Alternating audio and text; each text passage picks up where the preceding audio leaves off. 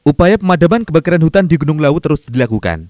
Kemarin sempat menggunakan waterbombing, namun pada hari berikutnya pemadaman dengan waterbombing difokuskan untuk wilayah Karanganyar dan Magetan sehingga kembali dimaksimalkan dengan pemadaman manual. Wakil Bupati Ngawi Dwi Rianto Jatmiko menyatakan jika kebakaran yang terjadi tahun ini di wilayah Ngawi adalah yang terparah, karena biasanya Ngawi hanya daerah terdampak.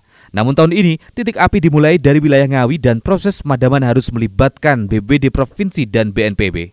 Menurut Wabub, kebakaran terjadi sejak akhir Agustus lalu seiring memasuki musim kemarau, namun dapat dikendalikan langsung oleh masyarakat dan petugas gabungan TNI Polri. Sedangkan sejak akhir September munculnya titik api semakin banyak dan petugas kewalahan hingga meluas ke beberapa tempat. Peristiwa untuk tahun ini berbalik. Biasanya kita yang menerima dampak dari sumber api di luar Kabupaten Ngawi. Jadi di Magetan, Karanganyar dampaknya kita.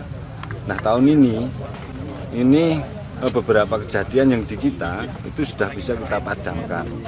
Tapi seminggu yang lalu mulai 26 yang lalu itu yang secara konvensional tidak bisa kita lakukan. Biasanya dengan pengerahan masyarakat, lalu sinergi TNI, Polri, lalu dari Perhutani itu sudah bisa konvensional kita padamkan. Tapi yang ini karena dari musim kemarau yang berkepanjangan, lalu juga dari angin dan lain sebagainya, kita sangat terkendala, tidak bisa yang terakhir. Padahal kita melakukan pemadaman itu kan mulai tanggal 30 Agustus.